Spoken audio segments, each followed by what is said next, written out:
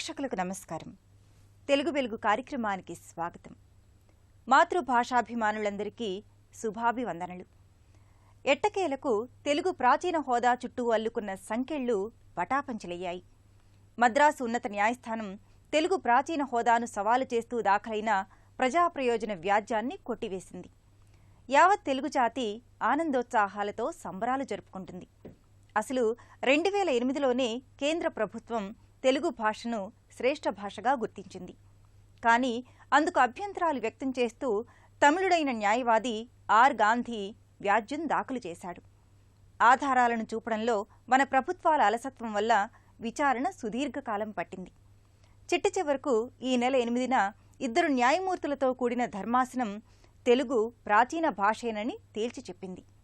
ఈ నేపథ్యంలో స్వభాషా గొప్పతనాన్ని, ప్రాచీన భాష హోదాపై జరిగిన వాదోపవాదాల్ని, తెలుగు భాషకు వనగూరే ప్రయోజనాలను గుదిగుచ్చి ప్రముఖుల అభిప్రాయాలతో ప్రత్యేక కార్యక్రమంగా మీ ముందుకొచ్చింది నేటి తెలుగు వెలుగు.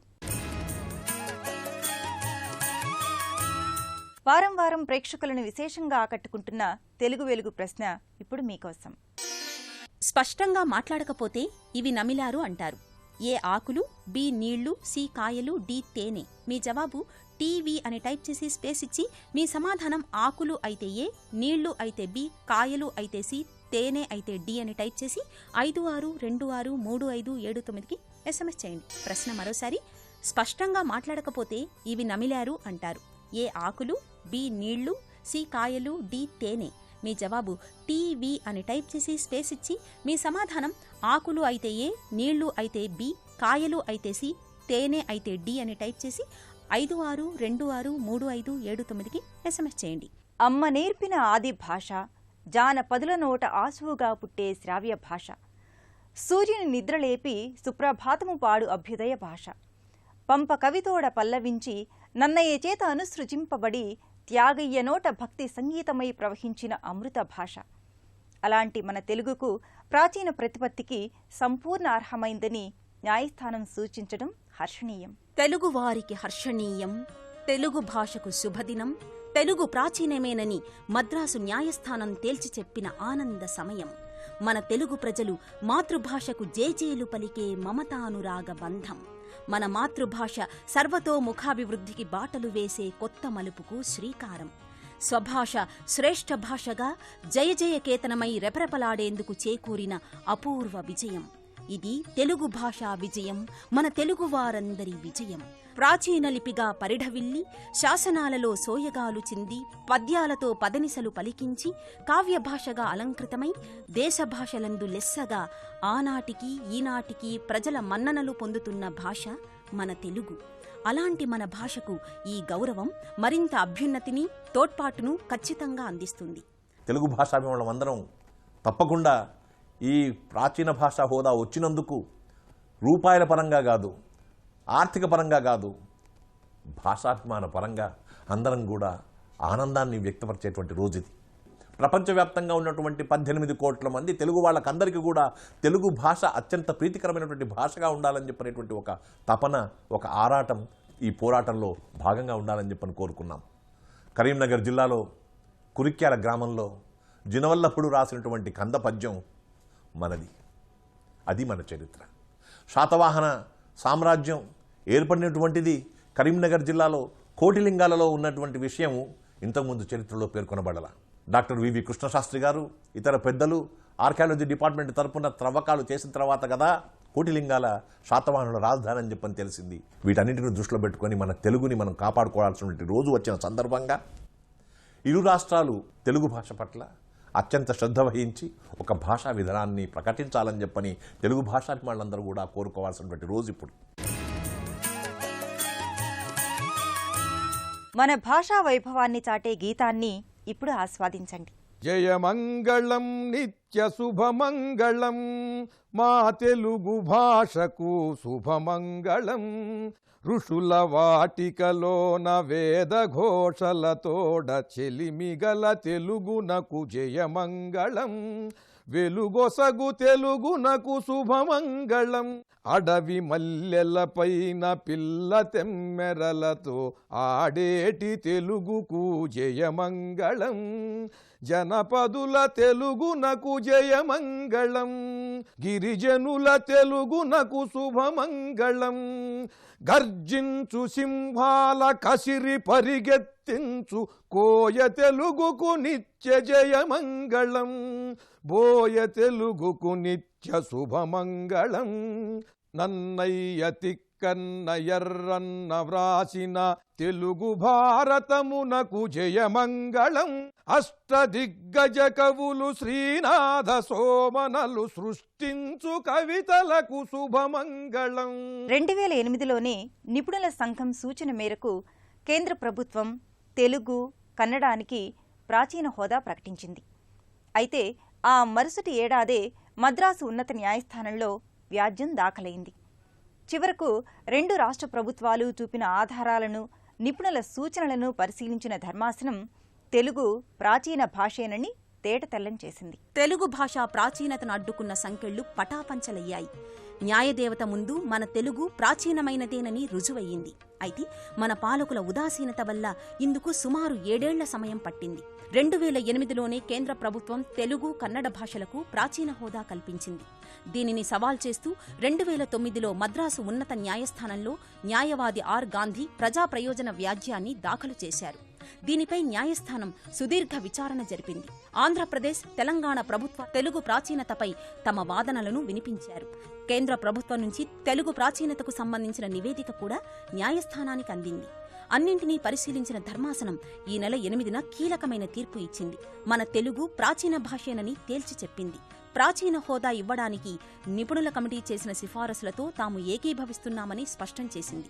దీంతో భాషాభిమానుల్లో సంతోషం వెల్లివిరిసింది. 2008 సరిగ్గా రేపు తెల్లారితే నవంబర్ 1 ఆ క్రితం రోజు సాయంత్రం కేంద్రం నుంచి ప్రకటన వచ్చింది. ఆ ప్రకటనలో తెలుగుని, కన్నడాన్ని కూడా ప్రాచీన భాషలకు గుర్తిస్తున్నామని నోటిఫికేషన్ వచ్చింది. ఆర్ గాంధీ అనే ఒక అడ్వకేట్ చేత మద్రాసు హైకోర్టులో దావా వేయించారు. ఆ దావా ఏమిటంటే, ప్రాచీన భాషగా కేవలం తమిళానికే ప్రతిపత్తి ఉంది, ఈ రకంగా ఇతర భాషలకు కూడా కనుక ఇచ్చినట్టయితే మా భాష యొక్క గొప్పదనం దెబ్బతింటుంది, మాకు అపకీర్తి వస్తుంది. 2 రాష్ట్ర ప్రభుత్వాల తరఫున కూడా ఒక కామన్ అడ్వకేట్ని పెట్టుకున్నారు.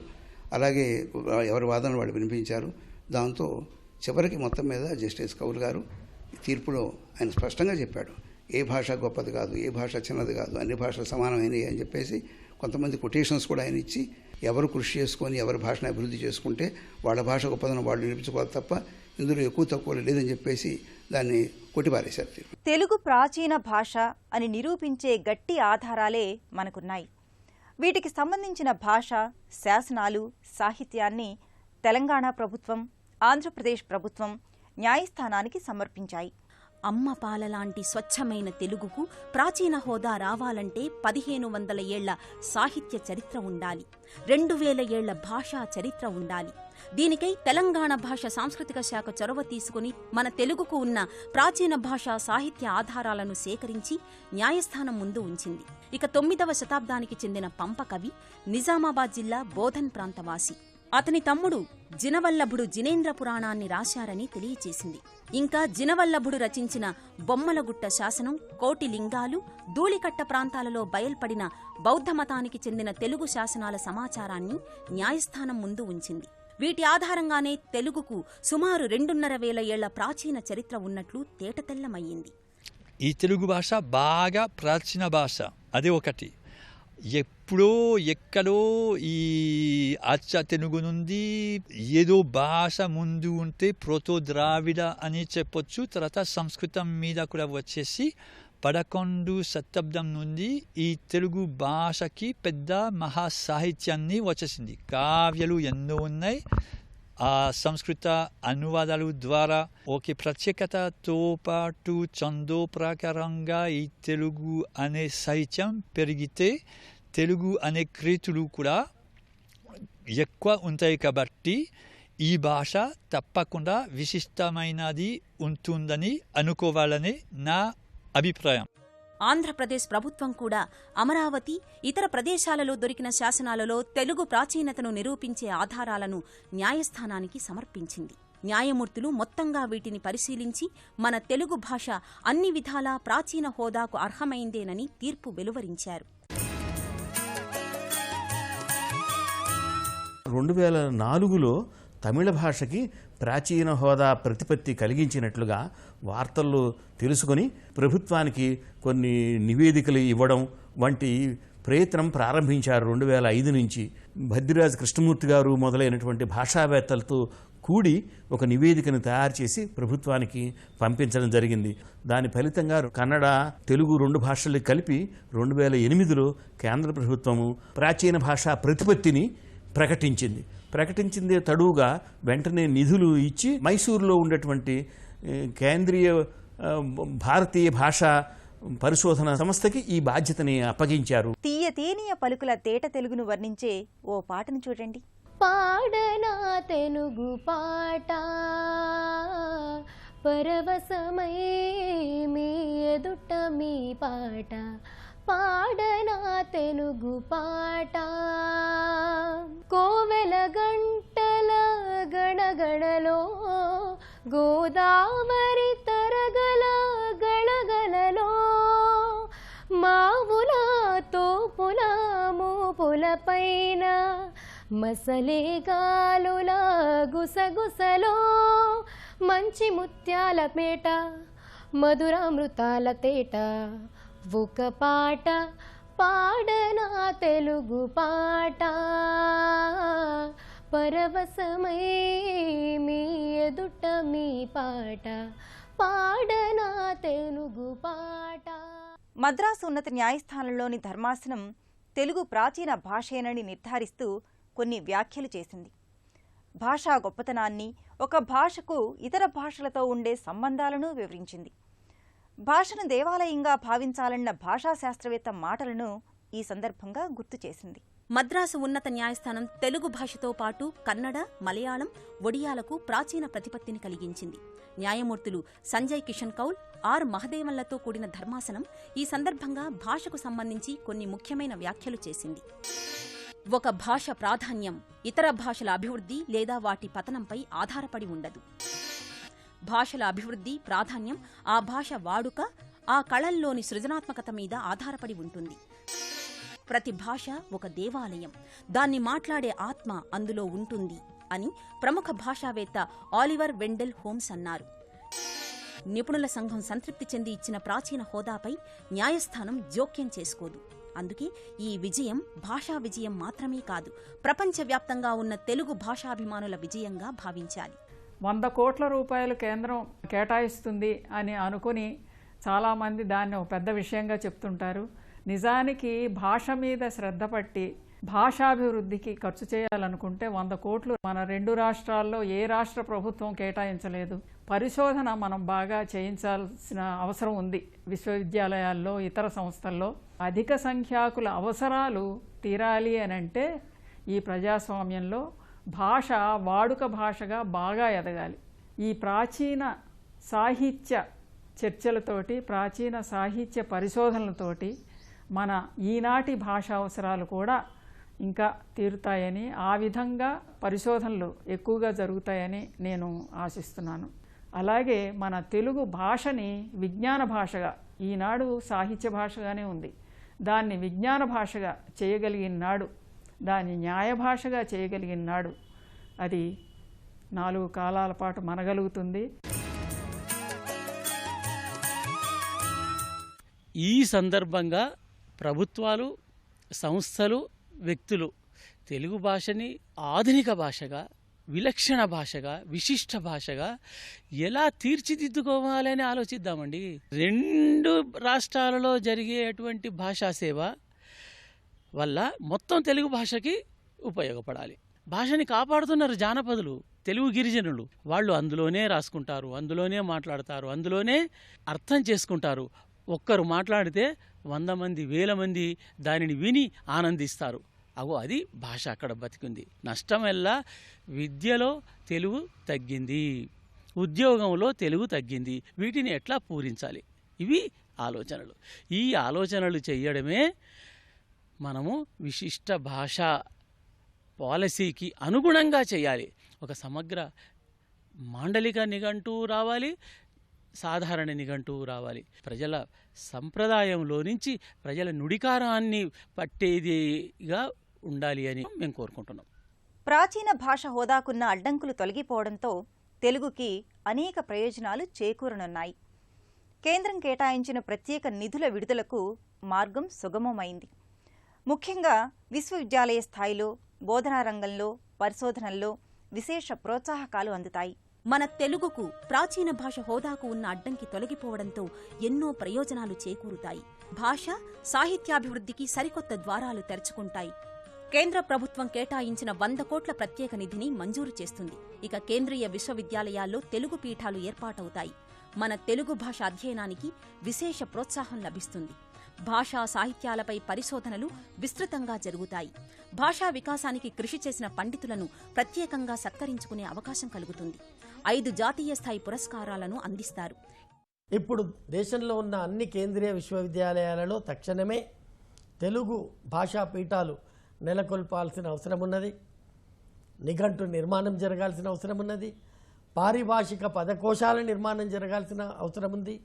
చరిత్ర పరిశోధన, సాహిత్య చరిత్ర పరిశోధన, సంస్కృతిని మళ్ళీ పునర్నిర్వచించుకోవడం, పునర్విశ్లేషించుకోవడం, మూలాలను వెతుక్కోవడం, విస్మరణకు గురైన అంశాలను మళ్ళీ వెలుగులోకి తేవడం లాంటి బృహత్తరమైన కార్యక్రమాలు అనేకం ఈ ప్రాచీన భాషా ప్రతిపత్తి ద్వారా ఏర్పడే నిధులతో మనం చేయాల్సిన పని ఉన్నది. ఆధునిక అవసరాలకు అనుగుణంగా భాషను ఆధునీకరించుకోవడానికి, డిజిటలైజేషన్ చేసుకోవడానికి, పరిరక్షించుకోవడానికి కావలసిన సకల ప్రయత్నాలు ఇక ముందు ప్రారంభం కావాలని ఆకాంక్షిస్తున్నాను. తక్షణమే 2 రాష్ట్ర ప్రభుత్వాలు జాగు చేయకుండా ఎక్కడ తమ కేంద్రాలు ఏర్పాటు చేస్తాయో, ఎక్కడ దీనికి సంబంధించిన కార్యాచరణ ప్రణాళికను ప్రారంభిస్తాయో ప్రకటించాల్సిన అవసరం ఉన్నది. కార్యక్షేత్రంలోకి దూకాల్సిన అవసరం ఉన్నది. తెలుగుకు న్యాయస్థానంలో విజయం లభిస్తే సరిపోదు. 2 రాష్ట్ర ప్రభుత్వాలు మాతృభాష అమలులో ఖచ్చితమైన విధానాలు అవలంబించాలి. భాషా వ్యాప్తికి, అభివృద్ధికి అన్ని విధాలా కృషి చేయాలి. ఇక నుండైనా తెలుగు అంతర్జాతీయ యవనికపై కాంతులీనాలి. తీయ తేనీయ పలుకుల తెలుగు, అమ్మ పలుకుల మాధుర్యాన్ని పంచే తెలుగు, దేశ భాషలందు లెస్సగా కీర్తిగాంచిన తెలుగు. అలాంటి మన తెలుగు ప్రాచీన హోదాకు అర్హమైందే అంటూ తీర్పు వచ్చేసింది. ఇక కేంద్ర ప్రభుత్వం ఏర్పాటు చేసిన తెలుగు కేంద్రం ఇప్పటికీ మైసూర్లోనే ఉంది. వెంటనే ఆ కేంద్రాన్ని తెలుగు నేలకు తీసుకురావాలి. 2 రాష్ట్ర ప్రభుత్వాలు ఇందుకు చొరవ చూపాలి. ఈ నేపథ్యంలో కేంద్ర ప్రభుత్వం ఇచ్చే నిధుల్ని మంజూరు చేయించుకోవడానికి ప్రయత్నాలు ప్రారంభించాలి. భాషా సాహిత్యాలకు సంబంధించిన పుస్తకాలను ముద్రించాలి. నిఘంటువులు, పదకోశాలు తయారు చేయించాలి. తాళపత్రాలు, శాసనాలలో ఉన్న ప్రాచీన తెలుగును పరిరక్షించుకునేందుకు చర్యలు చేపట్టాలి. అన్నింటికంటే ముఖ్యంగా ప్రజలకు చేరువలో ఉండే రెవెన్యూ, పోలీస్, న్యాయశాఖల్లో తెలుగు వాడుకను పెంచాలి. 2 రాష్ట్ర ప్రభుత్వాలు అన్ని శాఖల్లో ఉత్తర ప్రత్యుత్తరాలు తెలుగులో జరిపేందుకు కఠిన చర్యలు తీసుకోవాలి. తెలుగు చదువుకునే వారికి తగిన ప్రోత్సాహకాలు ఇవ్వాలి. మన తెలుగు పూలు వెలుగు రేఖలై విచ్చుకోవాలని ఆకాంక్షిద్దాం. తెలుగు భాషకు సంబంధించినటువంటి విషయం కాబట్టి 2 రాష్ట్రాలకి వర్తిస్తుంది. భవిష్యత్తులో బాగా పదాల రీత్యా కానీ, వ్యాకరణం రీత్యా కానీ, సాహిత్యం రీత్యా కానీ తెలుగు భాషను ఇంకా పరిపుష్టం చేసుకోవడానికి అవసరమైనటువంటి మార్గాలను మనం ఎన్నుకోవడానికి అధ్యయనం దోహదం చేస్తుంది. ఆ అధ్యయనం చేయటానికి అవసరమైనటువంటి వనరుల్ని మనకి కేంద్ర ప్రభుత్వం సమకూరుస్తుంది. ఈ కేసు కొట్టేయడం మూలంగా ఆ డబ్బును మనం ఉపయోగించుకొని విశ్వవిద్యాలయాల ద్వారా, అలాగే ఔత్సాహికమైనటువంటి సంస్థలు కానీ, వ్యక్తులు కానీ ముందుకు వస్తే వారికి కూడా మనం నిధులు ఏర్పాటు చేసి ఆ నిధుల నుంచి వాళ్ళకి సహాయాన్ని అందించి తెలుగు భాష తాలూకా ప్రాచీనతని విస్తృతమైనటువంటి వేదిక మీద మనం ఆవిష్కరింప చేసుకోవచ్చు. దాన్ని మరింత బలోపేతం చేసుకోవచ్చు. ప్రాచీన భాష లోపల ఉన్నటువంటి మనకి వాడుకలో లేకుండా పోయిన పదాలు ఏమిటి, ఇవాళ భాషలను అభివృద్ధి చేసుకోవడానికి వాటి నుంచి ఏమి, మూలాల నుంచి ఏమి మనం గ్రహించగలం, మూలాలు ఎక్కడ కోల్పోయాం, ఇది జరగాల్సినటువంటి పరిశోధన. భరతనాట్యాన్ని అభివృద్ధి చేస్తే భాషను అభివృద్ధి చేసినట్టు కాదు, సాహిత్యాన్ని ప్రోత్సహిస్తే భాషను అభివృద్ధి చేసినట్టు కాదు. భాష నేర్చుకుంటే, భాష వచ్చిన వాళ్ళు ఉంటే ఆ సాహిత్యాన్ని వాళ్ళు చదువుతారు. ఇప్పుడే తెలుగు పుస్తకాలు కొనేవాడు తగ్గిపోయారు. తెలుగు పత్రికలు చదివేవాళ్ళు తగ్గిపోయారు. తెలుగుని ఈ విధంగా అణిచివేస్తే చివరికి తెలుగు రాష్ట్రం అని చెప్పుకుంటే కూడా లోకం అంతా ప్రపంచం అంతా నవ్వుతుంది. అప్పుడు మా భాష ప్రాచీనం అంటే ఏది నాయన, మీ భాషలో గొప్పదనేవాడు చెప్పమంటే ఈ తెలుగు పిల్లవాడు నోరు తెరవలేడు. కనుక ప్రపంచ వేదికల మీద ప్రపంచం అంతా కూడా మన అవమానం పాలు చేసుకునే విధంగా మన ప్రభుత్వాలు ప్రవర్తిస్తున్నాయి. దీన్ని మానేసి చదువులోనూ పరిపాలనలోనూ తెలుగుని అమలుపరచమనండి. తెలుగు వెలుగు ప్రశ్న మరోసారి. స్పష్టంగా మాట్లాడకపోతే ఇవి నమిలారు అంటారు. ఏ ఆకులు, బి నీళ్లు, సి కాయలు, డి తేనె. మీ జవాబు టీవీ అని టైప్ చేసి స్పేస్ ఇచ్చి మీ సమాధానం ఆకులు అయితే ఏ, నీళ్లు అయితే బి, కాయలు అయితే సి, తేనె అయితే డి అని టైప్ చేసి 56263579కి SMS చేయండి. ప్రశ్న మరోసారి. స్పష్టంగా మాట్లాడకపోతే ఇవి నమిలారు అంటారు. ఏ ఆకులు, బి నీళ్లు, సి కాయలు, డి తేనె. మీ జవాబు టీవీ అని టైప్ చేసి స్పేస్ ఇచ్చి మీ సమాధానం ఆకులు అయితే ఏ, నీళ్లు అయితే బి, కాయలు అయితే సి, తేనె అయితే డి అని టైప్ చేసి 56263579కి SMS చేయండి. గత వారం ప్రశ్నకు సమాధానం. కథకు కాళ్ళు ఉండవు, ముంతకు చెవులు ఉండవు అంటారు. కనుక ఈ ప్రశ్నకు సమాధానం సి. గత వారం ప్రశ్నకు ప్రేక్షకుల నుంచి అందిన SMSలలో డ్రా ద్వారా ఎంపికైన విజేత డాక్టర్ ఎం గురురాజారావు, నల్లకుంట, హైదరాబాద్, తెలంగాణ రాష్ట్రం. తెలుగుకు ప్రాచీన భాష హోదా సబబేనని న్యాయస్థానం తీర్పునిచ్చింది. తెలుగు ప్రజానీకం పరవశంతో ఉప్పొంగిపోయింది. అయితే నిజమైన సంతోషం మాత్రం తెలుగు సర్వతోముఖాభివృద్ధికి బాటలు వేసినప్పుడే. ప్రభుత్వం నుంచి ప్రజల వరకు ఈ బాధ్యతను చిత్తశుద్ధితో తలకెత్తుకున్నప్పుడే ఈ ఆనందం శాశ్వతమవుతుంది. ఆ మార్గంలో ప్రతి ఒక్కరూ అడిగేయాలని ఆకాంక్షిస్తూ సెలవు. నమస్కారం. తెలుగు భాషా సొబగుల తెలుగు వెలుగు కార్యక్రమాన్ని ఇప్పుడు యూట్యూబ్ ఆన్లైన్లో www.youtube.com/ETV News లింక్ ద్వారా కూడా వీక్షించండి.